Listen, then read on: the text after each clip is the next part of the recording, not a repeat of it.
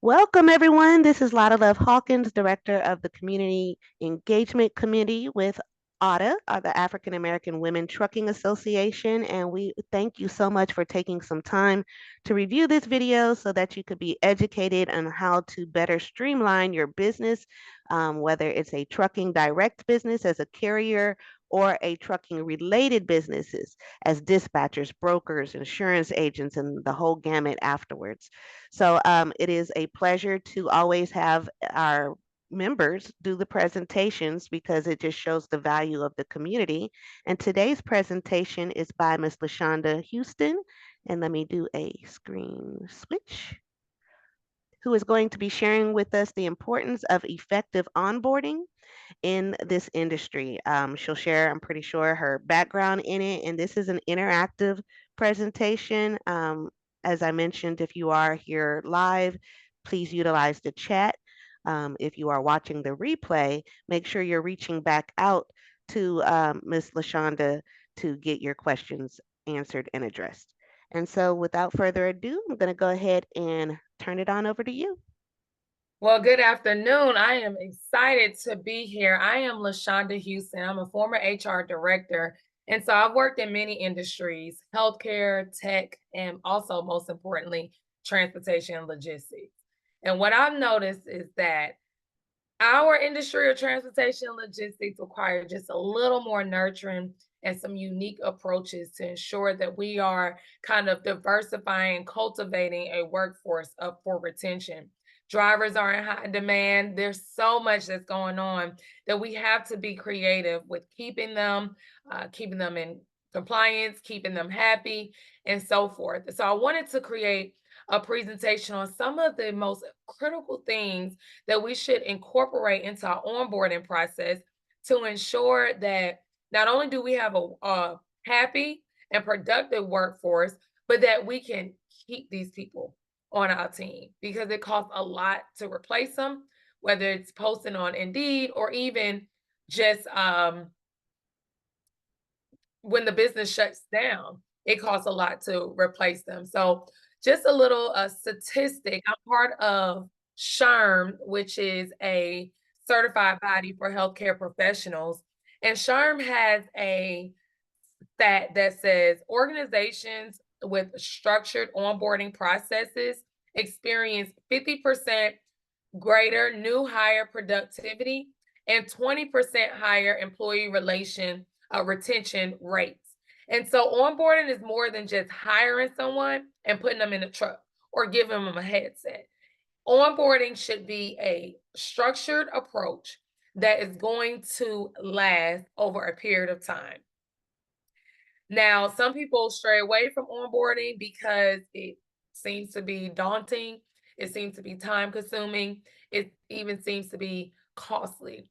But I want to share some helpful tips that you can implement today that is easy to implement and cheap to implement. So, next slide.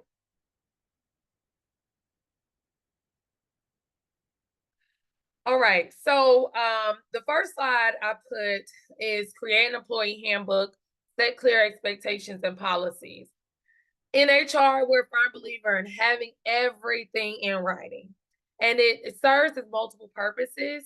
One, to make sure there's clear communication. Two, to make sure there's a clear understanding. And then if there's any litigation, if there's any concern, blurry area, everybody has something to reference as, here, this is what we talked about. Here, this is what the standards are. So before you start bringing all these people in and trying to put them in your truck or trying to have them dispatching, you want to create a handbook. Many businesses overlook this important step. And in this handbook, you want to have clear policies in place. You want to make sure your new hires are not confused or unclear. People will quit a job if they're unclear about the payroll schedule.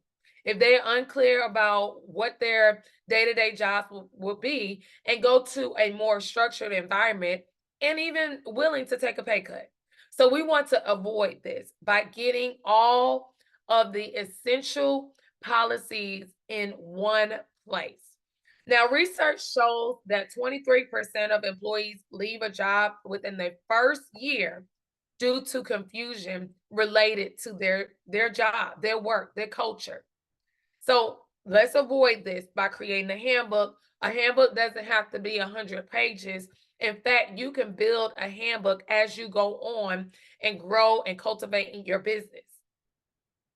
Alongside with the handbook, it is truly important to have policies regarding attendance, safety protocols, job expectations, even whether it's holidays, payroll schedule, dress code, or things such as what will disqualify you, how to report an accident, when to report an accident, or how to report something. You want all of this to be accessible. Now, we can go the old school route and print it off and have it in every truck or every desk, or you can type up something and store it into your Google Docs or Google Drive and give your employees access to this. Google Drive is free. So what's important is your employees can go back and double check to say, okay, am I following the policy? The other thing that's really important is creating, your job descriptions and also interview sheets. Sometimes we're so eager and filling positions, getting staff, but there is no structured process in reference to interviewing. And I will tell you that I was made aware of an example where a company were doing panel interviews, and one lady just was taking notes for the candidate's response. Well, the lady that was interviewing for the job had on a lot of jewelry. So she wanted to remember this person, and she put JEW at the top of the interview notes. Well, this candidate did not get hired, and this candidate went back and sued the company for discrimination against religion. Yes, she was a Jew, but it wasn't the interviewer's intention to say this was her religion. This candidate won a lot of money. So when you have interview notes, you have a structured interview process. You're making sure that everybody is asking the same questions, that the information that's being presented is uniform, and that if you're ever coming back or if you have to deal with an audit or even a lawsuit for hiring someone and they think it's an unfair hire, you have interview notes to pull and to reference. And there's laws that say, okay, a resume must be kept for a certain amount of time. You want to keep that with your interview notes as well to protect yourself and your organization. All right, next slide. Now, so we talk about having a handbook, we talk about having job descriptions and policies. Let's get some signatures. Signatures is going to serve multiple functions.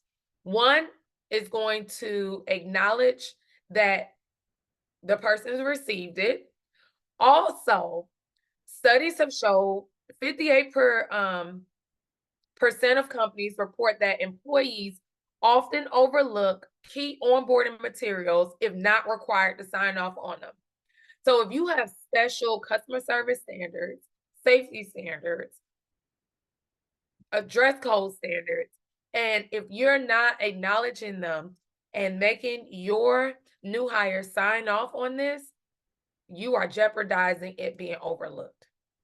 So let's get some signatures. You can get a policy that says I've received the handbook, but then on a checklist for certain policies that you want them to review and re-review, you can have them sign off on the checklist. So this is to help ensure that everybody's on the same page, because we always get situations where people say, oh, nobody told me this. Well, you signed off that you was informed. So let's fix this. You can do the old school way of having a paper and having them sign off, or because we're such in a remote environment, distant environment, you can do free signature tools, or you can use free signature tools such as Google Forms, HelloSign. This can gather the signatures that you need. This will help with accountability, compliance, and also an aligned workforce. Next slide. So orientation, onboarding, new hire processes should last more than just a day. If you know that you need this new hire to come in and hit the ground running on Monday at 8 o'clock, then you might need to schedule orientation that Friday before, or you might need to set up certain touch points so that they are introduced to the organization, the policy ahead of time. You should not throw someone in on day one and say, I need you to start working. Ideally, an effective orientation onboarding process should be 90 days. Now, I'm not saying you need to be talking to this person every day for 90 days.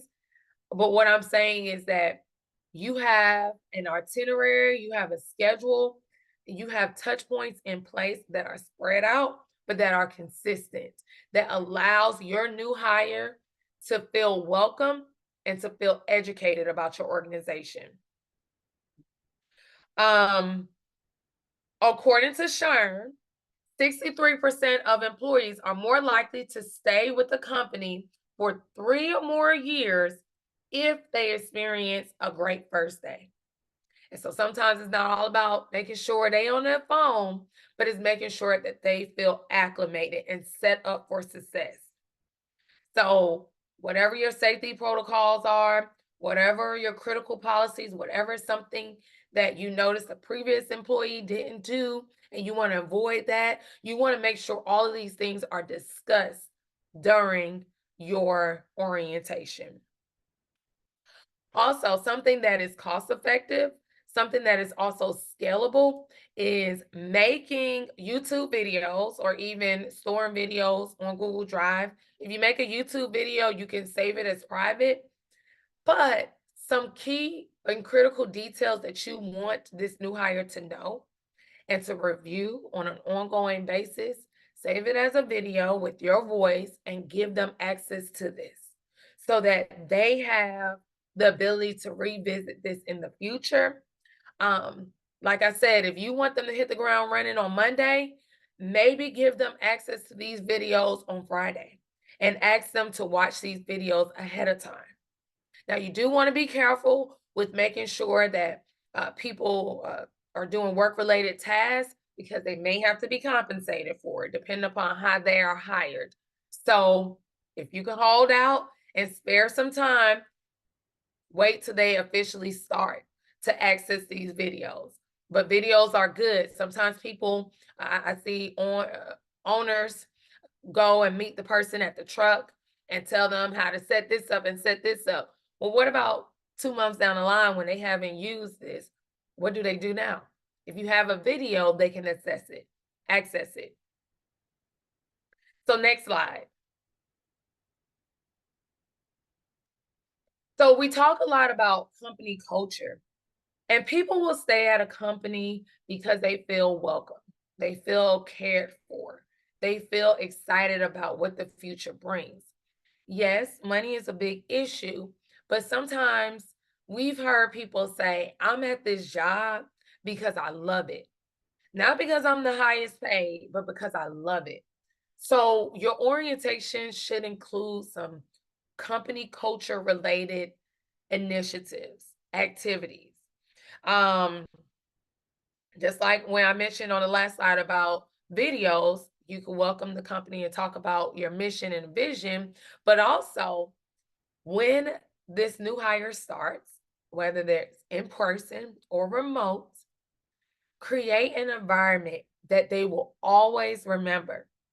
Invite them for lunch. You can send them an Uber Eats, DoorDash gift card ahead of the first day and say, we are excited to have you. We will have a lunch and learn or meet and greet. Use this gift card to buy your lunch. Your lunch is paid for by the company. This will help reduce anxiety, boost engagement, build that level of excitement, and also help with retention. We want people to stay. We want people to do their jobs well. So if it takes a $20 Uber Eats gift card, let's do it, right? Even if you're doing a virtual lunch, invite some of your other staff members. It goes to just foster that inclusive environment. Going to the next slide. Next slide. I'm about to get ahead of myself. Assign a mentor. A mentor can be someone who has been at the organization for a little longer. A mentor can be someone who is part of management or someone who owns the company. But have your mentor connect with your new hire, kind of to break the ice, to see, how can I help you? What questions do you have? It's a lonely world sometimes when we're virtual, when we're on the road, and having that mentor has been shown. So studies show, let me tell you, mentorship programs are shown to increase employee retention by 67%, especially when new hires are paired with experienced colleagues. Your mentor can make one phone call before the new hire starts. Say, hey, I just want to introduce myself. I'm so-and-so. I've been at the organization. Let me tell you what I love about the organization. Here's my phone number if you ever want to call me. They could do that before they get started. They can have a checkpoint at 30 days, at 60 days, at 90 days. Your mentorship program does not have to be so complex and detailed that it will require someone to get off of their day-to-day tasks and focus on being a mentor. Just make it very, very simple. Even your mentor can set up check-ins. If your mentor says, okay, I'm going to call this person before they start, and we're going to talk twice a month, whatever's going to work best. Because again, you want to get an environment where people feel included. There are drivers that will quit a job because they did not feel comfortable on asking the owner about the pay or why they didn't get detention time. So if they had a mentor where they could say, hey, can you break down the pay schedule for me? This can help reduce a lot of frustrations and concerns that as a business owner, you may not be aware of. Next slide. So measure and refine the onboarding process. Your onboarding process should be something you focus on and you tweak and you enhance on an ongoing basis. It's not a one and done show. As we look at the economy influences job movement. Economy influences people behaviors as far as retention. You want to measure what's working in your organization and make sure you are keeping track. You're pouring into the areas that are doing well and you're replacing the areas that are not working. So continuous improvement is critical. And 12% of employees say if they recognize that their organization is steadily dedicated to enhancing onboarding, they are willing to contribute to ongoing evaluations. So what are ongoing evaluations? Have you ever got a survey? You can give surveys to your new hires at the 30-day mark. You can give surveys to your employees at the certain mark. Get feedback. Now, you don't want to overwhelm them with consistent surveys because now it comes a point where people get survey fatigue and they're like, they just keep asking me for my feedback and not doing anything about it. But you want to figure out what did they value most about onboarding? What are some things that they can improve? What are they looking forward to in their role? What are some things that you don't like? Get this feedback because making one or two minor tweaks to your onboarding process, to your employee engagement process can make a world of a difference when we talk about safety compliance, when we talk about retention. Because if that driver quit, it may take some time to replace them and them loads ain't getting out. So You can do real affordable surveys by using free forms such as Google Forms. And you can set it so that it's anonymous. I mean, I don't know how large your business may be, but if you have 6 people, you can let them know, hey, this is fully anonymous. I want your honest feedback. Yes, you can do surveys and have it as a one-on-one meeting, but how likely would it be for someone to really give you insight of what they hated? So make it anonymous, use things like Google Forms, collect this data, be transparent, let your staff know what you're working on, what are some things coming through the pipeline, so that they are excited, so that they feel the same way about their role as you feel about your company. Next slide.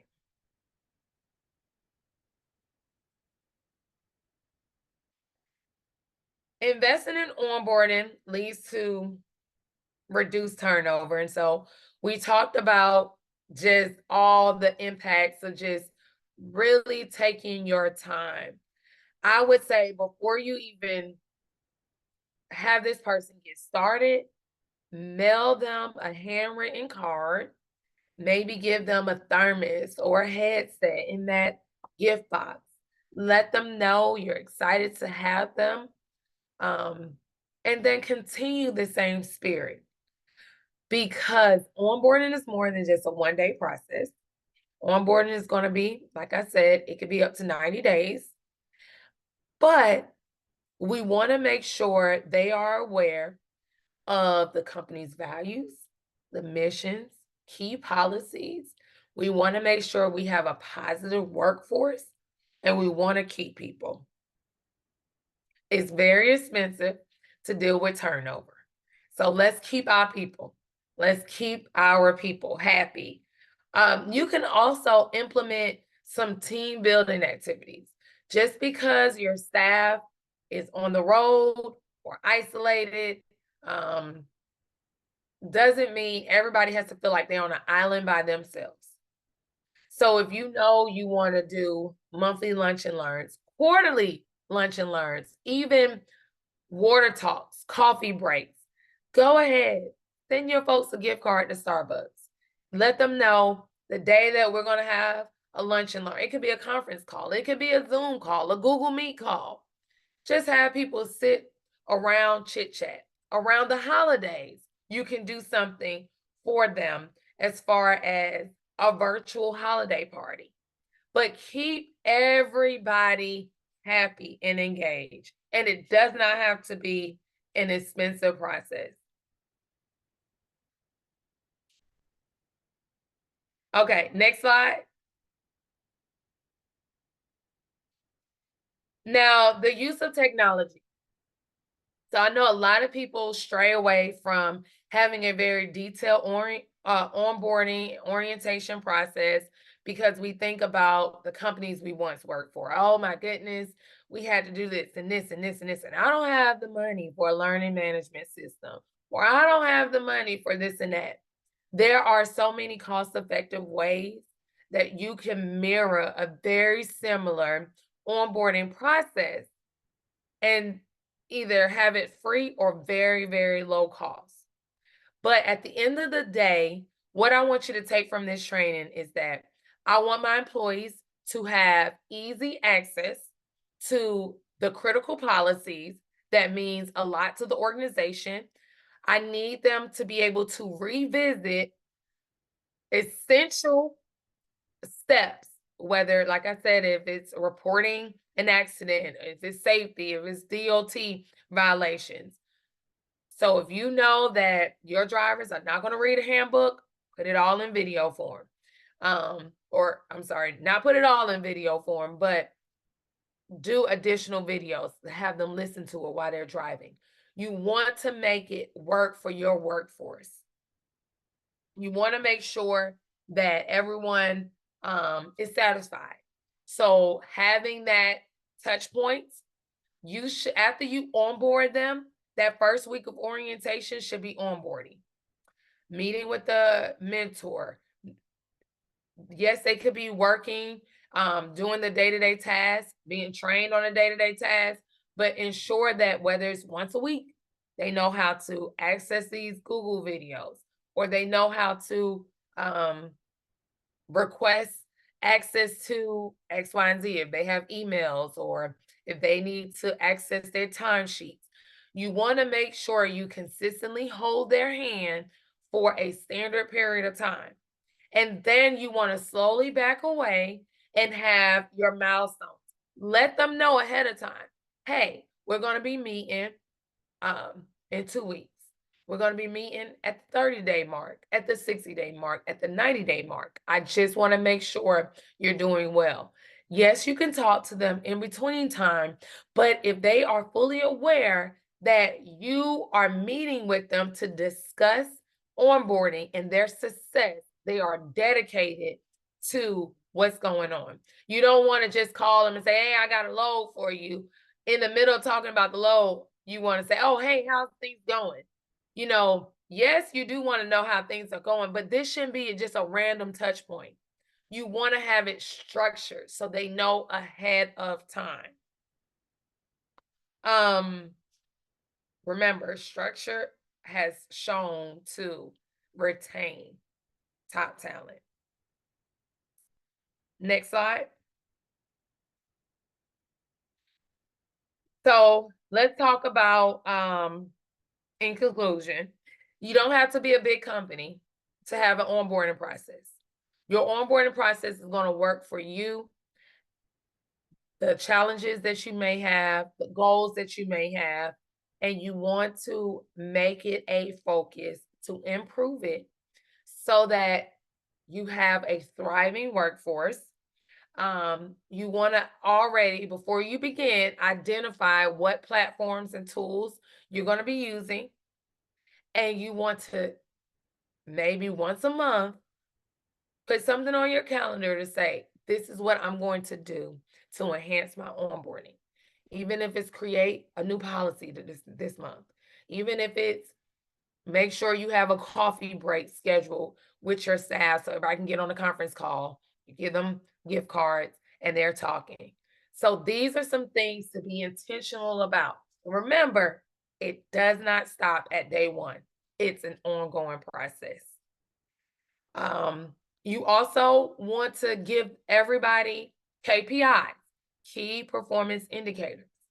So when you're doing these touch points, 30, 60, 90 days, you're saying, what are they doing well? How are they measuring against the performance metrics? What do you envision? Give them a heads up about bonuses. Put a bonus in place. If you want to keep your top performers, say, look, here's the bonus that I offer at your 1-year anniversary. Let them know about that bonus on day one and not month 11. Let them know ahead of time. This gives people something to think about because a driver will leave real quick if they are unhappy, if they feel like somebody's messing with their money, if they feel like every time they turn around, something is popping up as something new or it's a new policy. Some people say, oh, you keep giving me new job descriptions, new job tasks, but you're not paying me. That goes back to the importance of the job description. So if you need some insight on how to structure your onboarding, I have a free checklist. It's just a sample of things that you can do, things that you can incorporate. Send me an email. My email address is lhouston, LHOUSTON at New Heights, NEWHEIGHTS,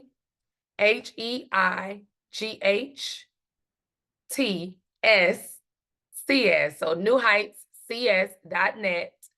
I'll share that link with you so that you can compare it against what you currently have and what you need to focus on. And be intentional about enhancing your onboarding process. Now, if you need one-on-one talk and see what we could do, if you're having a problem keeping your staff over 6 months or over a year, let's talk. Let's talk about why, the whys, and then let's implement a solution to overcome this because we can't keep replacing people. every so often. It costs about 50 to 60% of that person's salary to keep replacing them. And that goes from Indeed postings, time down, costs associated with losing business. It costs a lot of money. So what can we do to keep these people employed and keep them happy? We also want referrals. So when we're trying to fill positions, we want them to refer them to our company. So how can we get referrals? So all of this starts with orientation. And that's all I have. I want to open up the floor to see if anybody had any questions for me. Awesome. Was there your contact information on your slides? Oh, no contact information. I'll drop it in the chat. All right, and I also want to just before we turn off the recording piece, want to share that on our website, your website. So give me a moment. Actually, my buttons disappeared. These buttons. Oh, I'm on the wrong screen. All right. So our website is auta.org, and under our marketplace, go towards the bottom. As you see right here is New Heights Career Services. And she's also offering a special promo, 15% off your first 3 month subscription. As a member, you would click on here to be able to take advantage of this offer. But she is sharing her information. And if you'll just, and I could put it on the screen right here too. What is your website one more time? newheightscs.net. Height without the S? With the S. Okay, heightscs.net. /HR.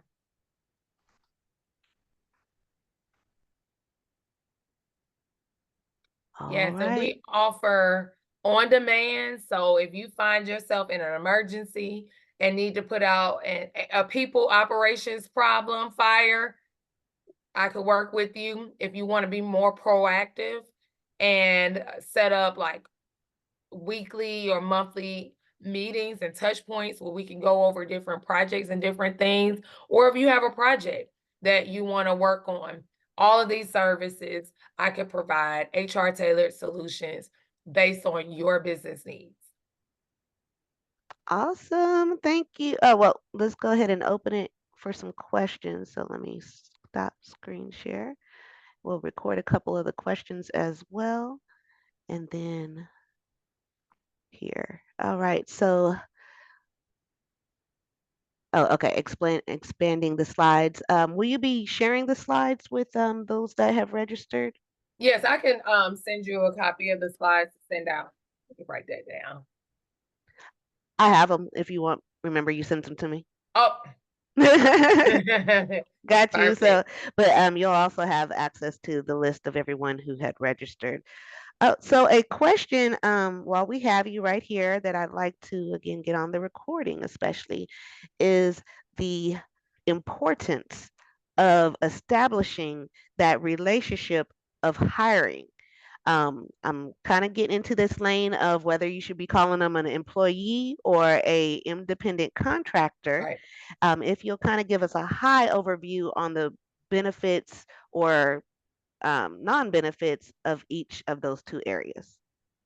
Right. So if you have an employee, that means that you're bringing them in, you are paying them, you're taking taxes out, you are able to manage certain tasks. You also have a certain level, I don't want to use the word control, but oversight, right? And as a 1099 employee, we think about a contractor is someone who you hire to cut your grass. But it's different than an employee because a contractor, you're not taking, unless you offer some benefits, but you're not taking certain money out.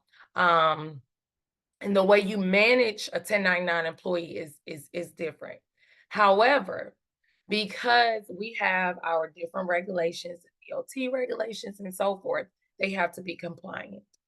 What I would say when you're hiring them, you always want to say, this, you will be an employee or you will be a contractor. You also want to say, I do or I don't offer employer paid benefits. So that Social Security, and all of those things that you're normally accustomed to seeing taken out of your check won't come out your check. You want to outline what are the differences up front, because some people think because they work under your LLC, they're your employee. Some people think that they are entitled to certain things because they are an employee, but really they are a contractor. And contractors can be terminated. Contractors can have expectations as far as, if you got to get these loads on time and you're running late, I can fire you as a contractor. But every state, especially California, gets a little tricky when it comes to how you manage their day-to-day tasks. So even be upfront and say, look, you are a contractor, but I talk to my drivers every day about loads. I also meet with them monthly to talk about KPIs, key performance indicators of what I need you to do on each load. And if you're not meeting these expectations, we have to terminate our agreement. As a contractor, though, you also want to have a contract. Give them a contract. It's a little slightly different than an offer letter.